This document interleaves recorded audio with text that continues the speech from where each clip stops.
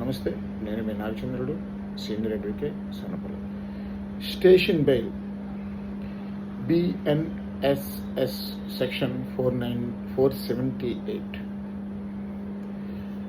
చాలామంది కాల్ చేసి నేను కేసు పెడితే ఎఫ్ఐఆర్ ఫైల్ చేసి వారిని వదిలేశారు అని బాధపడుతూ ఉంటారు. వాళ్ళ కోసం ప్రత్యేకంగా ఈ వీడియో. సో ఫ్రెండ్స్, ముందుగా స్టేషన్ బెయిల్ అంటే ఏమిటో తెలుసుకుందాం.